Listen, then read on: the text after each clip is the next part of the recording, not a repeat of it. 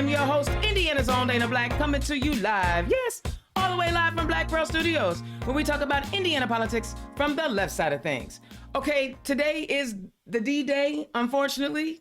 Today is the day that anti-choice law goes into effect. Ladies, I know the struggle is real, and those who were able to give birth to children, I know the struggle is real. I think with this hot flash, I believe that I'm on the other side of my childbearing years. Thank goodness, but this hot flash ain't no joke right now. But I want to say this. You know, we have a lot of conversation about abortion. We have a lot of conversation about who can and who can't have an abortion. But we don't ever seem to want to have a conversation about, this rape culture that we live in. We don't ever want to seem to have this conversation about men behaving poorly. We never want to have the conversation about keep your hands to yourself. We don't ever want to have that conversation. We want to tell women what they should do with their body. And that makes me really, really upset because I feel like this. It takes two to tango. Remember when they was having all these why do gay people need to get married conversations? And it was like, well, if you can't reproduce kids, then you shouldn't really be trying to get married. Remember when they was having that conversation? Well, it takes two to tango. We know in the LGBTQ plus community how science works. We recognize how biology works. It has nothing to do with whom or who you are attracted to. But we know it takes some XY chromosomes and some YY chromosomes and all of that other stuff to create a living being. But here we have the situation where we're saying to women, once you become pregnant, your body is no longer yours. You can no longer make choices. But we don't have anybody talking about the consequences of you creating an unwanted pregnancy. Because I know for a fact, I can't make no baby by myself. And me and my girlfriend, we really can't make a baby. We can't do it. I know how it works. How come y'all don't hold both parties accountable? I'm really upset about this thing. Ladies, if nothing else, this should be your moment of truth that it's time for you to get involved and it's time for you to get on board with the campaign. It's time for you to put your name on the ballot in future years. And that's real talk right there. So I know they was trying to march at the governor's mansion, whatever. He signed it. He don't care. Like he cares. He cares about your body. Like he really cares. Okay. But some good news is coming out, possibly. Fox 59 reports, with the state's near total ban on abortion set to take effect today, a bipartisan group of Indiana lawmakers want to expand access to contraception. The proposal would allow pharmacists to prescribe birth control pills or patches to women age 18 and older after administering a health screening. Those patients would not need to see a doctor or obtain a prescription. State Representative Rita Fleming of Jeffersonville, a retired obstetrician, OBGYN, has pushed for this amendment. States are starting to see a decrease in abortion when birth control is more accessible, said Fleming, pointing out 24 other states have passed a similar law to her proposal. A growing number of Republicans have gotten on board with the idea, including State Representative Sharon Nagel of Attica. 65% of abortions are women who already have children at home. So for whatever reason, we are not getting to them and making sure that they have access to birth control, said Sharon Nagel.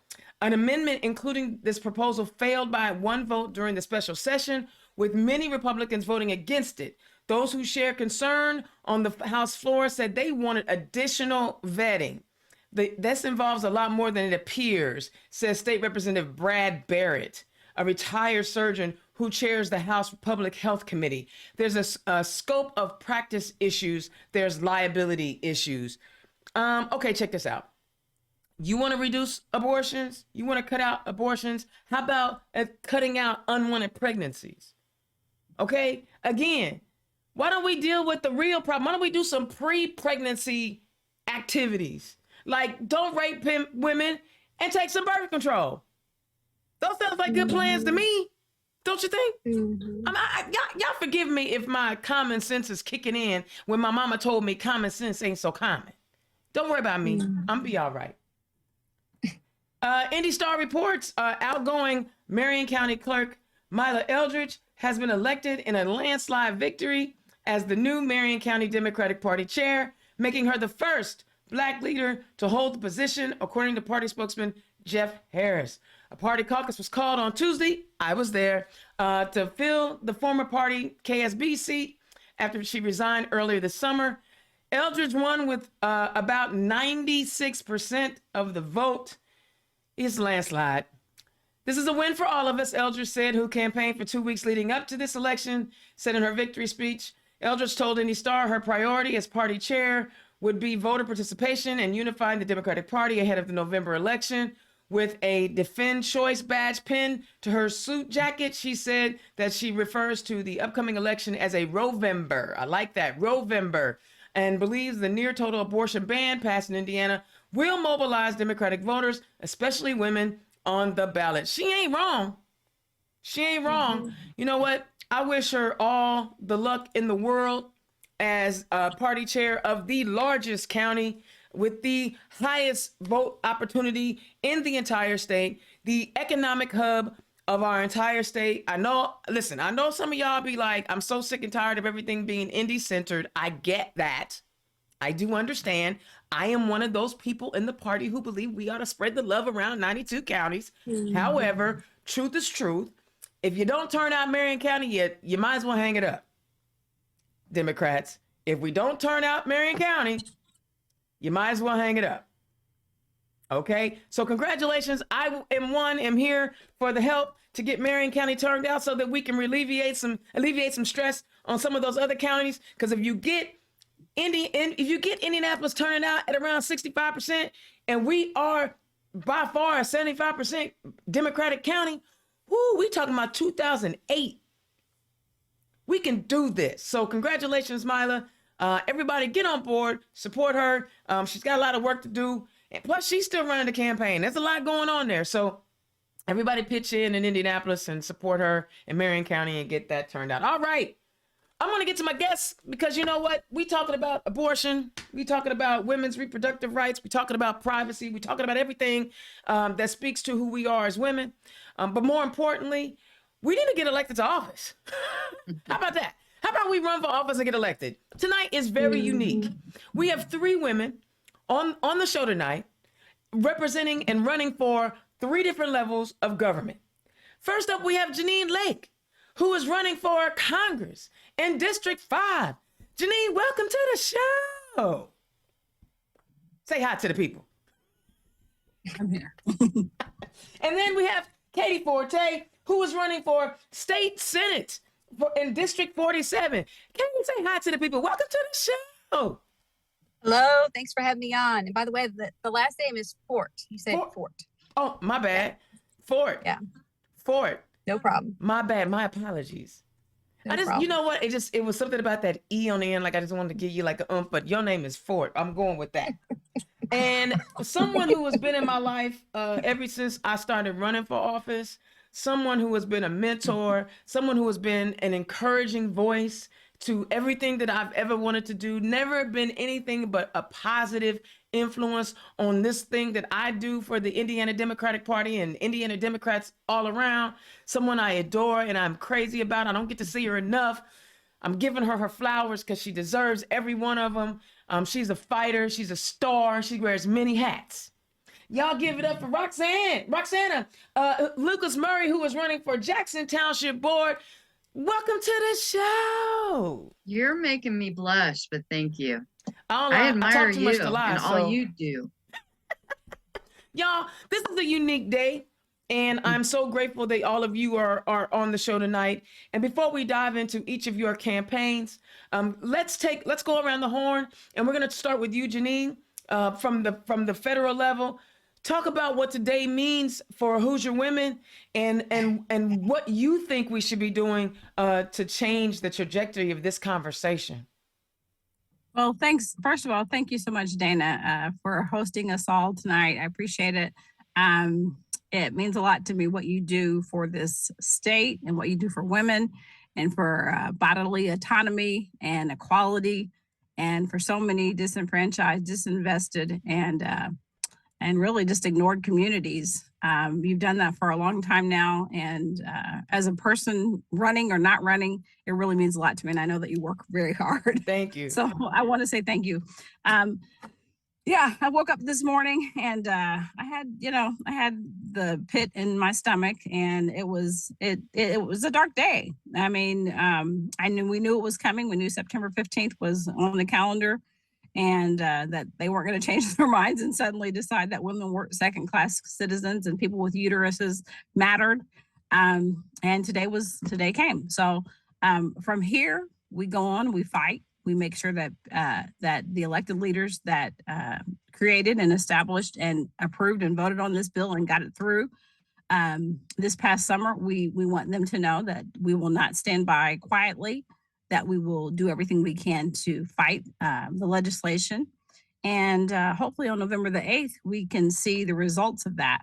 I've had a lot of women in my district, in the 5th district, Hamilton, Howard, Tipton, Delaware, Madison, and Grant counties, not only Democratic women, but moderate Republicans and some libertarians that have told me that they're very upset about this. They don't want anyone telling them what to do with their bodies. And so as the only pro-choice candidate running for the 5th district, I'm here to tell you, I will do everything I can to make sure that women have a right to choose in the future. You know, and it's really strange that your opponent isn't pro-choice. I mean, she running around with her Ukraine flag colored clothing on all the time, and she mad about somebody taking choice away from Ukrainians. Is that how you? I don't know. I know she's mad about that. How come she not as mad about people taking away a personal autonomy from fellow Americans? Right. She's more pro. I always say that I think she's more of the Russian sympathizer than she is Ukrainian. she's definitely. Oh my goodness, right in the middle. Oh my goodness. Oh, that was good. Oh my goodness, she need to plug that back in. That's all right. All right, we're gonna move on. Katie, this is the first time I've really had a chance to really talk to you. Talk about what today means to you and how you want to use your office to make a change. Yeah, you know, today was a sad day. I have a daughter, and you know, I thought about it today, and I was like, you know, she has less rights today than her, you know, male peers, you know, that she goes to school with, and just how, you know, the psychological effect that that's going to have is you know, hard to figure out and hard to explain, like what the magnitude of how negative that's going to be. You know, I'm glad I'm running for office because that's certainly a good example for her. And you know, I do feel like when I got into this, you know, campaign, I had no idea that, you know, choice was going to be so important, because I just entered the race to make sure that voters were going to have a choice, because before I got on the ballot, there was nobody running against the Republicans. So, but you know, that word choice has become so much more important. I'm real concerned about people down here in Southern Indiana. I feel like, you know, we kind of slide under the radar, and I'm not sure that everybody realizes what's happening now. And I'm really concerned about what's going to happen in the future, you know, like what's next. Yeah, it's pretty scary. And bringing up the rear, but last but not least, always, veteran superstar.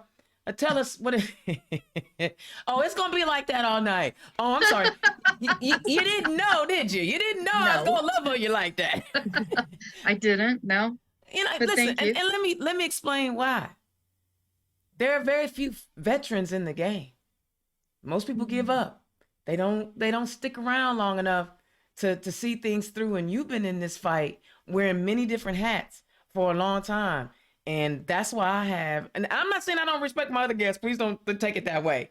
But before I knew what I was doing, I was watching her do what she do. So that's why I'm loving on you. Go ahead. What does today mean to you? I'm running for Jackson Township trustee board position. It's in a county that's very red. Huntington County has always been red, but it's because we haven't given them much choice. And so that's why I'm running, to help make sure that there's a choice. And I'm working with Christine Bohm, who's also the 3rd district chair. She's our Huntington County chair, and she's a superstar because she's not only, we have 22 people running on a ballot that's been lucky if they've ever had 5 before. There haven't been people who were willing to run. So we are running, we're getting our necks out there, and we're saying, you know, we're tired of this and we're not going to take it anymore. And once that Dobbs decision was handed down, even more people stepped up and said, hey, I want to run in the future. So the Dobbs decision, in an unfortunate way, the Dobbs decision was unfortunate because of what's happening, but in some ways it's really inspired people to raise their voices, to get registered to vote. And we are working on voter registration all over the place. And then voter activation, get people educated to know who's on their ballot, get them out to to vote, early vote, by mail vote, in person, absentee vote, on election day, whatever it takes to get people out there and get their voices heard, and keep the hope going that we know we can make a difference if we just get a good voter turnout. Absolutely. That'll change everything if we can get voter turnout. All right, let's dive into who you wonderful ladies are. Katie, tell the people who you are and where you come from. Yeah. So I live down here in Southern Indiana. I was born in Indianapolis, and so I'm Hoosier through and through.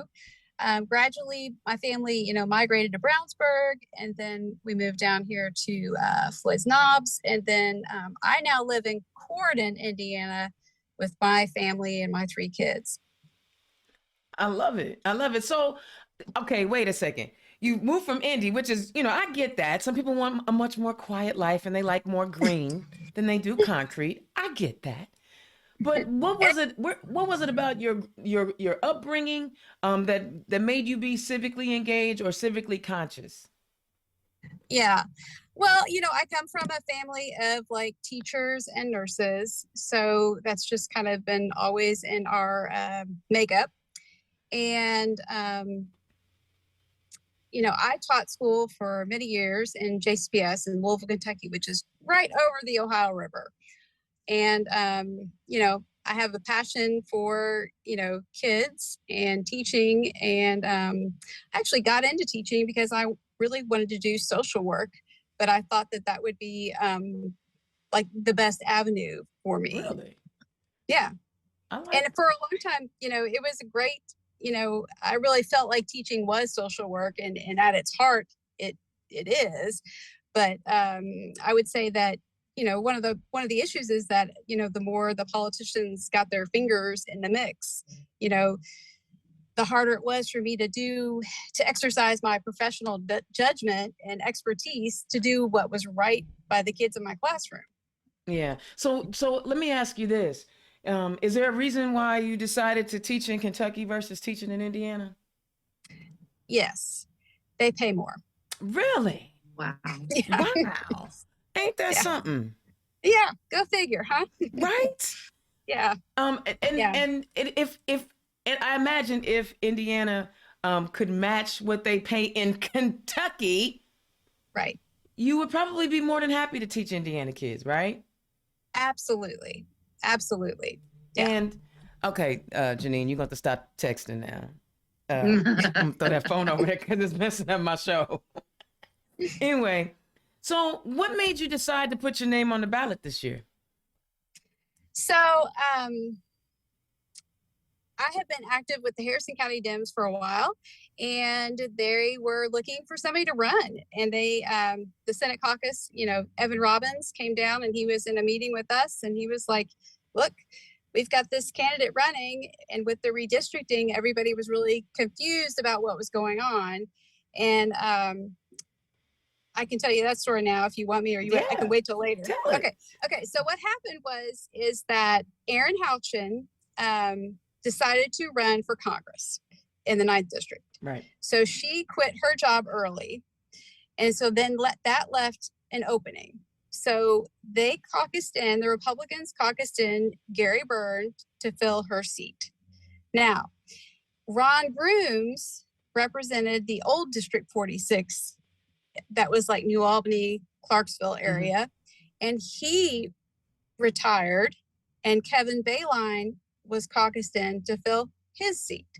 Now, with the redistricting, come November, the people who used to be represented and used to think that they were District 46 are now going to be 47.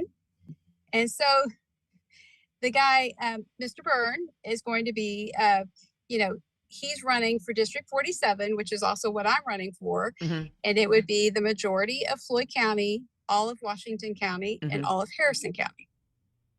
And so everyone is really confused. So that's a big part of the message, is getting out there and explaining to people where the new lines are and who they're voting for. And it's really complicated. And of course, we know why. Because that redistricting, the way they redistrict everything, obviously they wanted to protect, they thought they were protecting District 5, Congressional District 5, because they drew it out of Marion County. They don't want no more of that. And then they targeted some of their own caucus members because they want to get rid of them. And so the way they drew these lines are kind of sus, you know. Okay, I'm gonna bring in Roxanna real quick. Roxanna, tell the people who you are and where you come from. I am a UAW member. I am a lifelong person. I guess helping people's in my DNA. I got involved in the Democratic Party. I started out being involved as part of the UAW, and then started realizing that if I wanted to make change, I couldn't just sit on the outside and help at election time. I had to start getting more involved. Ran for, well, got encouraged to run for the vice chair of the county, then ran for chair, and I was the 3rd district secretary for a while, and got involved with the Indiana Federation of Democratic Women, and that's where I've gotten most of my experience, and traveled around the state, met wonderful people like you, and been involved in, I mean, you know, how many times do you hear people say, ooh, I don't like politics? Well, politics isn't everything that we do. Word. Everything that you do, everything that you are, politics is involved. It's interested in you. So if you want to make something change, it's better and easier to do it from the inside than it is to just sit back and wish things would change for the better, because they won't, not without involvement and commitment. So, okay, so was it your union activity that really sparked your interest in the political process? Because I was also union at one point. I was a Teamster. Was always interested. Which Teamsters won last night, this morning. Teamsters won. Hello, Teamsters. Yes, the railroad strike has been averted. So happy for that. Right? So happy for them. They didn't have a quality of life. I mean, they weren't holding out for money. They were holding out to have a quality of life. Right. For heaven's sakes. Right. Yeah. I can't even imagine being on call 24/7 and having a whole 30 or 31 days a year that you can plan to spend time with your family and have a life. And that's what they were dealing with. Yeah. Yeah. But sorry, we digressed. I'm sorry. I got excited because Teamster Union. And so I'll be excited too. I've always been involved. I was always involved. We were on the wrong side. I grew up on the wrong side. We thought we were Republicans. My dad was very into helping people, but very much Republican. And in high school, because I'm 59, you know, I remember when Jimmy Carter was in office, and I do too. And all the terrorism and things of that nature. And then Ronald Reagan I lived in Kokomo. I'm from Kokomo, Indiana, and Ronald Reagan actually came in to campaign in Kokomo, Indiana. And I was out there with my great aunt. I was always involved in some way. But being part of a union is, growing up as a kid, you look back at the hippie generation and people getting out in the streets and fighting for rights. And the fights for the civil rights. And I just always wished that, I always wish that if I'd been alive during the civil rights time, that I would have had the courage to get up, stand up, and fight for other people's rights. Yeah. And then along came Freedom Indiana. And I'm like, okay, I can do this. I can fight for people's rights. And the UAW helped me to be able to do that and not have to be afraid of my job or anything. That's one of the things that's wonderful about being union. I know that there's a lot of people who are afraid to take a stand for things that they believe in because they're afraid that people around them aren't going to like it. They could lose their jobs, or people who live in neighborhoods that are afraid that their neighbors are going to go out against them because, they stand up for something or someone.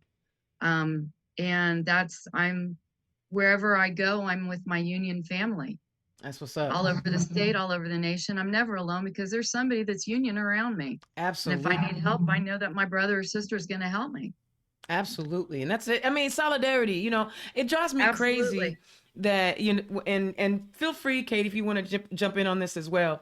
Yeah. It drives me crazy when I think about how we are a right to work state where, they're saying, you can have this job, which is a union job, and benefit from union negotiations, but you ain't actually got to be in the union, Right. and they've done everything to end collective bargaining. Now, mind you, when there's signing contracts for whatever it is that the state business they want to do, they have a team of lawyers with them, don't they?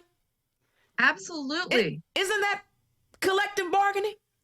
And that team of lawyers is sitting there with normal, ordinary, regular people on the other side. Now, we might have somebody sitting there with us to try and help us.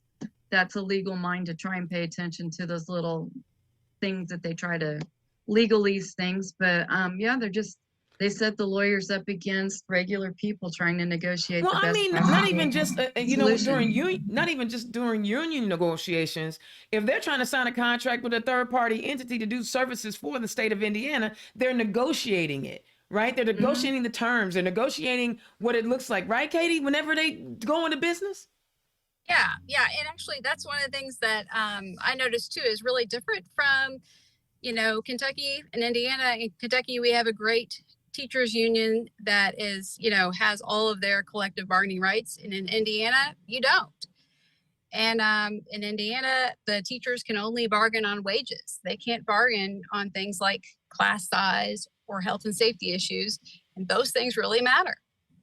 Of course they matter, and it's almost like they don't care. It's almost like the way they went about deconstructing the teachers union, because they always talk about the bad teacher, right? They always want to talk about the bad teacher, whatever. But they don't talk about the bad cop. They don't talk about the bad cop. I'm sorry, wrong discussion? My bad. But the thing of it is that you have way more good teachers who are catching hell because of these class sizes, no materials. I've never worked on an assembly line where I had to go buy the materials to build the product that we were coming off that assembly line. So those are the kind of things that I think about when I think about unions and the way Indiana has just gone wayward. And it seems like all we want to do is attract low-paying, low-wage opportunities in Indiana because we don't want to educate our kids. We don't want to offer them the teachers the resources to be great educators. And it just seems like when we say we are a state that works, we a state that works for less. Yes. And of course, that's exactly. Yeah, we know that the majority of people want those things. We know that that's not what we all want. We don't want our state to be viewed that way, but that is the reality. Yeah, absolutely. It's a race to the bottom in our state. Right. We're gonna be Miss Jackson, Mississippi in just a minute. I mean, come on. The people ain't got clean water in these United States of America. There's a whole town of almost 200,000 people. Granted, 80% of them are black. I was just gonna say 80% of them are black, and they had a lot of white flight, so they don't have a tax base there, and so they don't pay any attention to them. We're talking about the basic necessities. I don't understand why we have communities based on tax revenue, whether or not they can have the basic necessities. They take in their tax dollars, so they should make sure whatever dollars they get, they add some more to it. And because let me tell you, there are counties in our state right now They don't have enough tax revenue. But where are they getting that tax revenue? They're getting it from Indianapolis. Come on, I'm gonna get Well, off and the in box. Mississippi, I'm gonna get off. they're figuring out that the Republicans have been stealing the funds that were supposed to go for poor families. Right. They have a Brett huge Favre. case. I was listening to the news last night. Yeah, So I don't know. they would steal, But if we don't turn lie, our stuff cheat, and around, steal. if we don't turn our stuff around, we're gonna be Mississippi. So Katie, I want to dive into your campaign a little bit because that state senate needs you. They need you bad. I watched them take Yes. abuse for that 2 weeks. I mean, I feel like every one of my senators needs therapy because they were traumatized. I know I was for them. Talk Yes. about the 3 issues that you've been discussing with your constituents and what your platform is built on and what you want to take into the State House. Well, first I want to say that, I don't think the state senate needs me, it needs us. Hey. And, I really am working to get out there and listen to people and hear different, being in all different parts of the district and hearing what people are telling me that they need, and, abortion honestly is not their number one issue. The number one issue out here in Southern Indiana is, the rising cost of living. So how do we figure out how to make that better for the families down here? I know it all goes back to broadband. If we can get everybody in Southern Indiana to have high-speed internet at an affordable price, we've increased job opportunities, we've increased the opportunities for education. You can make and create and then sell something from your very own home. And we can also increase access to healthcare. It's all about, empowering working people and families and small businesses and family farms. And if we can empower people, I have a lot of faith in people, and people will do great things. And, that will attract more business and improve the quality of life. I agree. And high-speed internet is one of those pieces that everyone's been promising, but nothing's been really done on it. And I don't understand why we aren't treating it like a utility. I don't understand why we haven't made the commitment because we see. I mean, think about it. We just finished talking about the tax base, right? And if your family decided to move from Southern Indiana, or from Indianapolis to Southern Indiana. Think about how many people that we could get to move into these counties that are welfare counties because they don't have enough people and enough revenue base. If we had high-speed internet, we can fix all of that. Right. So what other issues are you guys talking about down there in Southern Indiana? Well, so we're talking about, making sure that we need to, reverse the respect problem. We have a huge respect problem for, teachers and educators. And I always say educators, that means everybody, the people who work in the cafeteria, the bus driver, because it takes everybody, but, these people have been, they have been beat up these past few years. And, healthcare workers, it's the whole human infrastructure.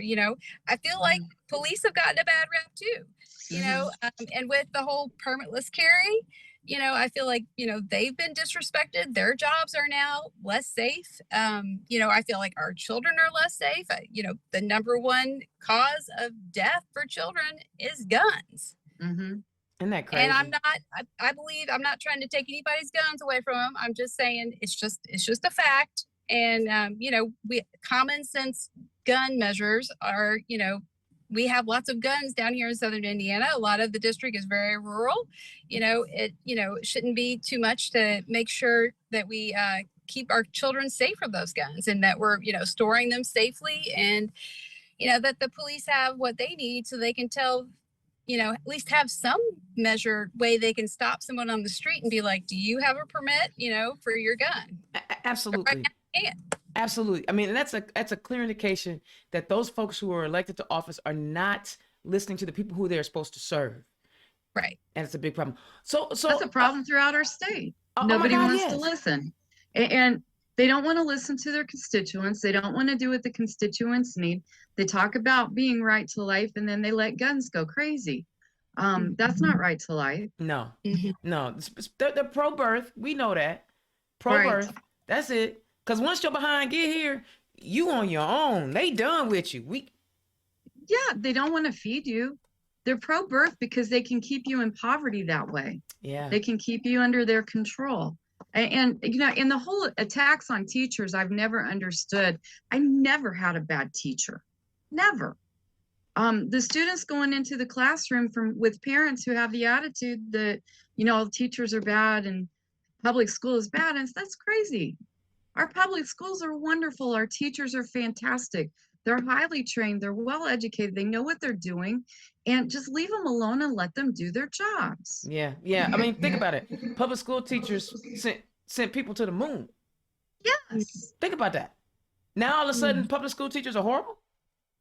Get out of here. But you know what they do? They, you know, if I can dehumanize you, if I can, you know, make you seem less than, then because people they don't look at the finite. They're not nuanced enough to see, you know, the totality of a thing. So if I can, you know, attack you as a group, then I can siphon that money out, and I can kill it. I said it was no good, so I'm gonna put measures in place to kill it so it won't be any good.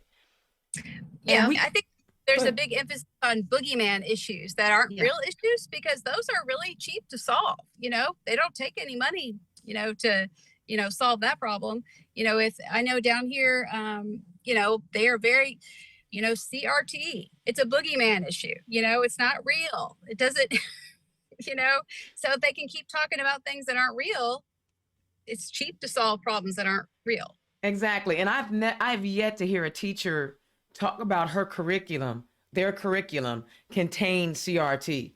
Like I asked people, I debated it with some folk, and I was like, show me the lesson plan.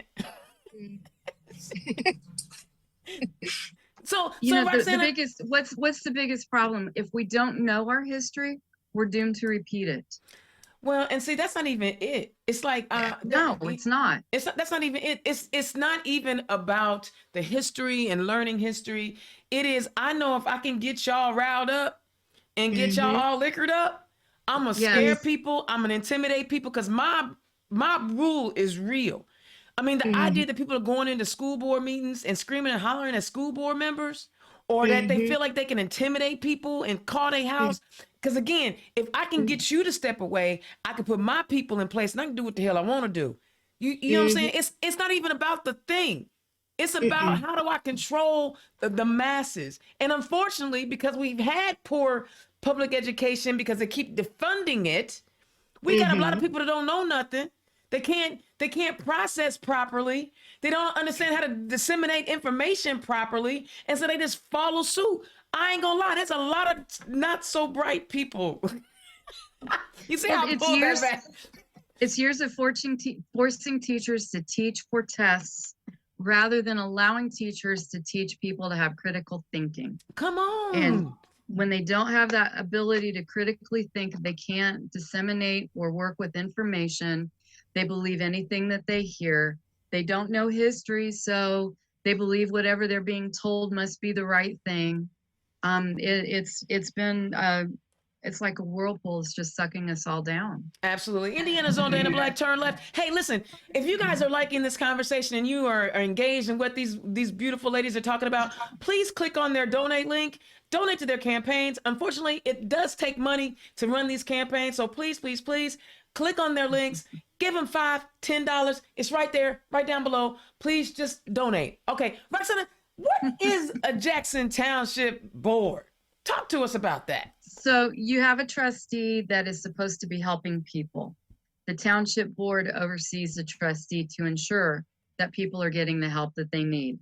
And what happens in this area is that there's money allotted that never gets spent.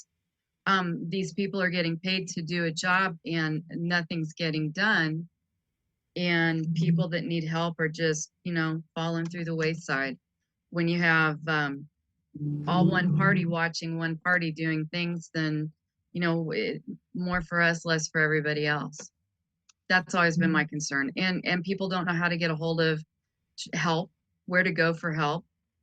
Like in bigger cities, like Fort Wayne is a huge city, and their trustee actually has an office so people can go and get that help. But in small communities, trustees work out of their homes. They don't have that kind of infrastructure. And so it's a little bit harder and challenging, and there's just not a lot of information available. So that's one of the things, one of my goals is to make sure the information is getting available, that there's some oversight to ensure that somebody, that people are getting help or getting the information to find the help that they need. Help paying bills, help paying utilities, help negotiating with utilities, everything that somebody needs. We have a little food bank here in Roanoke, Jackson Township's in Roanoke, city of Roanoke, which is where I live, and it's a beautiful city. And but there's people that need help, and I don't want anybody to fall through the cracks. That's it. That's it. I mean, and all politics is local. We've all heard that. Absolutely. And there's nothing more personal about politics than being at that township level, that city level, that municipal level. So thank you for putting your name on the ballot. What's the race looking like? Is it an at-large race, or is it a district? Yeah, it's basically just, there's 3 positions, and there are 2 Democrats running and 3 Republicans. And so my philosophy, you don't really see people running for township board. You don't see a bunch of signs, although I'll have some signs out, but you don't see a lot of that. So it's door knocking, it's getting your name out there and getting your face out there. But the big thing for me is trying to get those up ticket positions, get people excited about our Secretary of State, our treasurer, and our auditor running, 3 women statewide, and get people excited about that. Get them excited about Tom McDermott running against the other guy. I don't want to say his name. Whatever his Tom name McDermott is. running, and get these up ticket people, get our legislators elected, because then I'm going to have a better chance of getting elected when I've got my people showing up at the ballot box to cast their vote. I love it. So I'm working for everybody, trying to get everybody elected, because it takes a village. It takes all of us running. It takes all of us working together to get things changed and get things accomplished. I love it. I mean, I think it's so amazing. And you wear, like I said, you wear so many hats, and the fact that you were like, I can do more.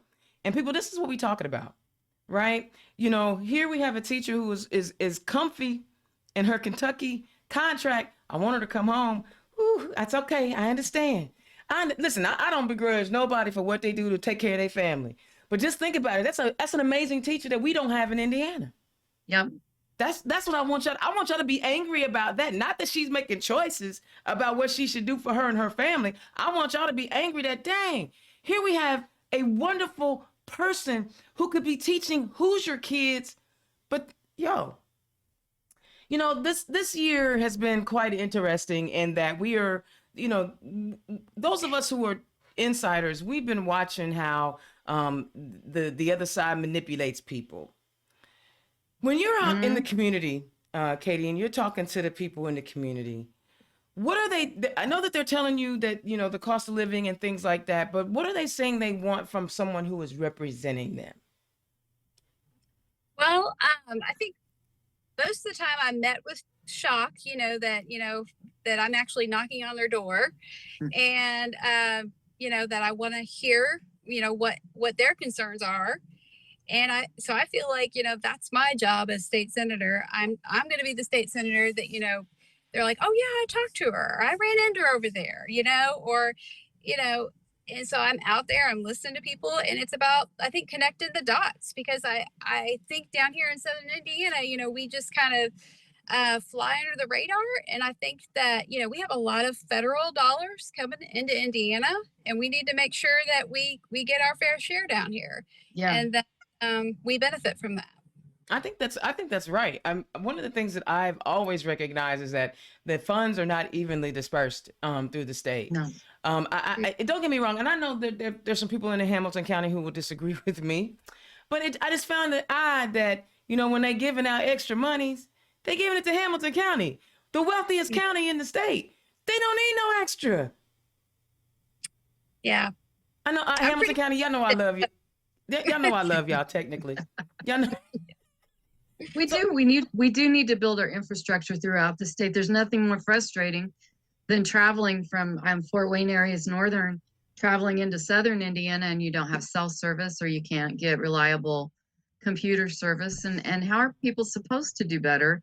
And how are people supposed to prosper if they can't access basic things that the rest of us are taking for granted? Exactly. Mhm. It is incredibly frustrating because again, the pandemic pulled the cover back, right? And we saw all the cracks in the foundation. And here it is. We're essentially what 2 full years into the pandemic because it ain't over, right?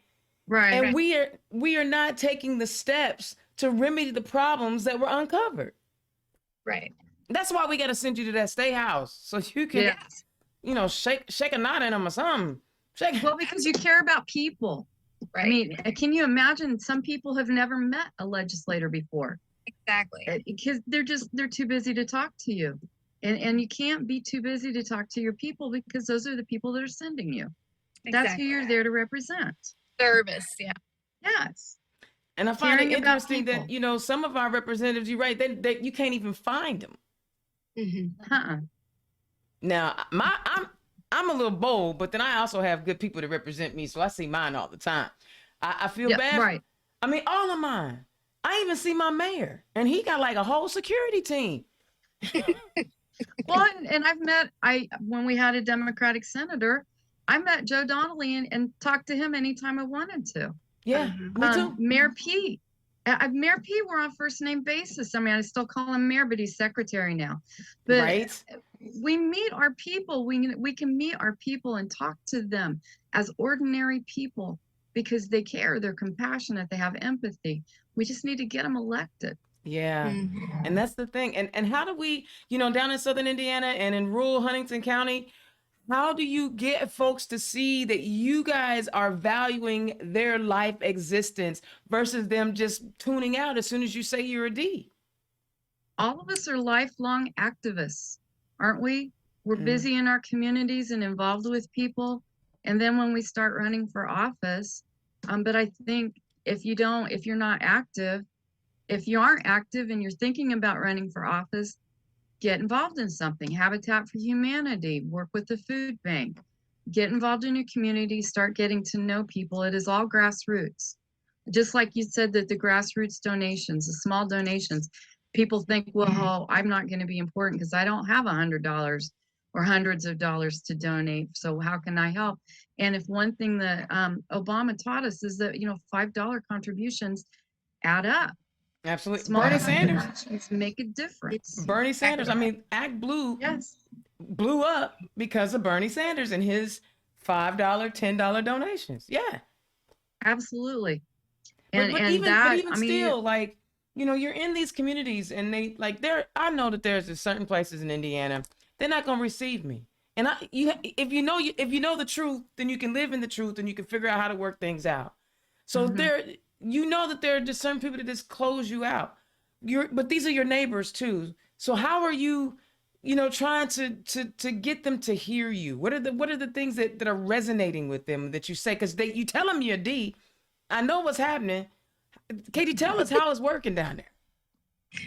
Yeah, I think when I talk about telling them my D is not the first thing I say No. for sure. It comes up, but Eventually we get there.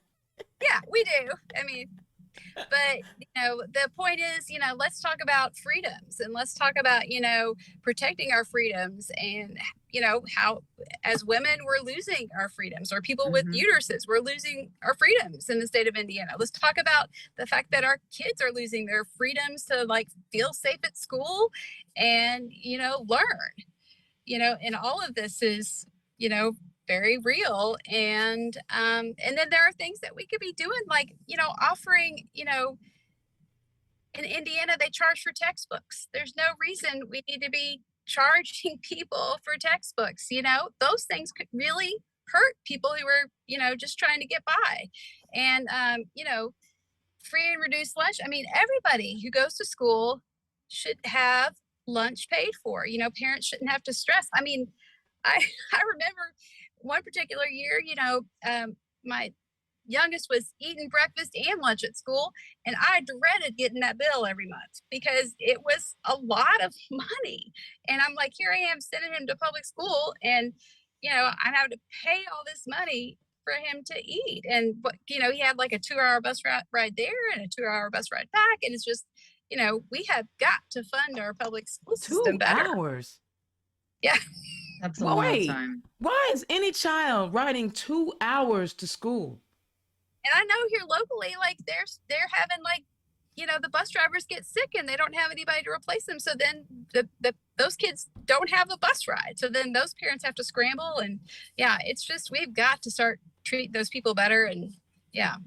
See, thank you for bringing that up, Katie, because when they started the voucher program, they were targeting urban communities and saying if your school is failing, we're going to give you some school choice. So we're going to take the money out of the pot and give it to to you to follow the student so you can go pick something else. But rural Indiana, they school money comes out of that same pot, and if you dipping money out, guess who's losing out? The rural, see, in Indianapolis, there's 9 school districts, there's 10 parochial schools, and then throw in a host 30 or so charter schools. How many school corporations you have down there in rural Indiana? Probably in my district, there's 1, 2, 4, I think. So you take money, they got to run the same amount of schools with less money. I cannot believe your baby has to be on the areas of land, that are covered, That's crazy. So, these are things that we shouldn't even have to fight over. We are constitutionally bound to fund public schools.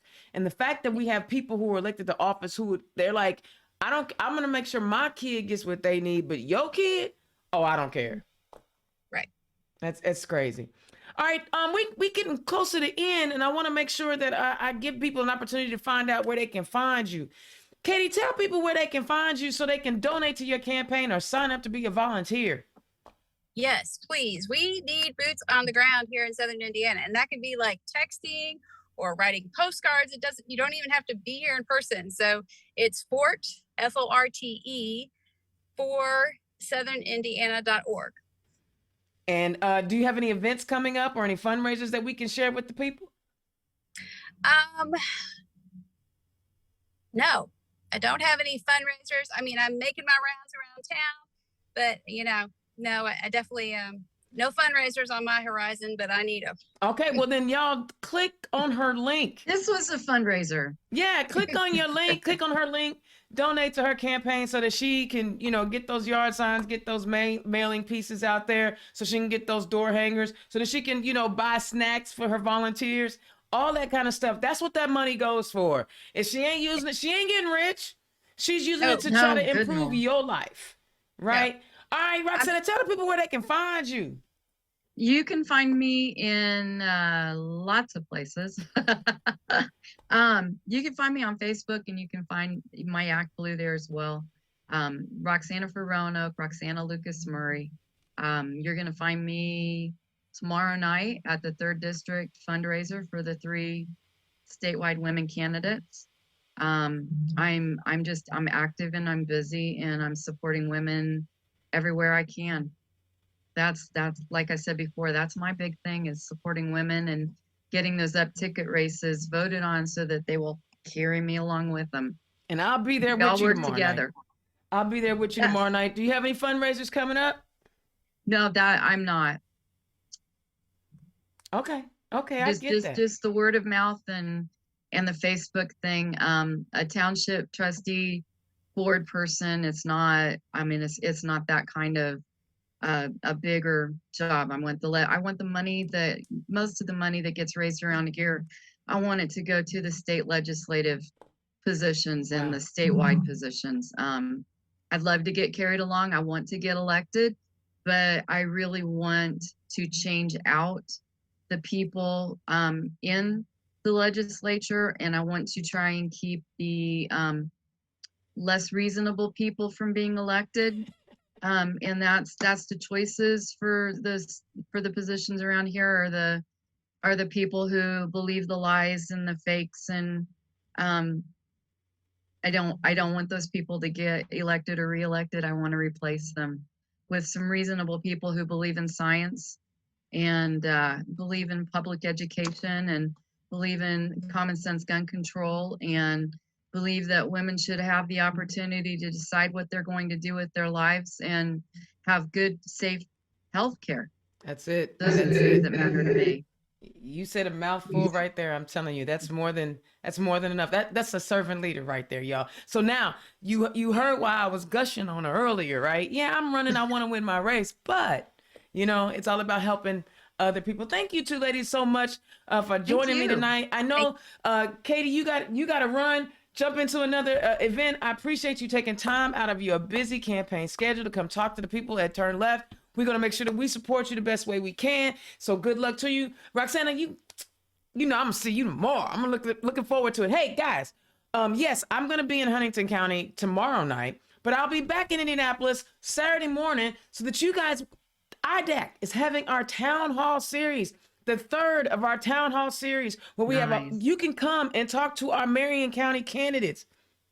Hello, people be like, well, how do I get involved? Blah, blah, blah. We literally reached out to the candidates and the elected officials and said, would you please come and do the town hall? They've taken time out of their schedule to come and talk to you, so show up. Show them, come talk to them in Marion County. This is what we do, right? We make it happen. Yes. And if you're in the Fort Wayne, in the 3rd District, see you tomorrow night.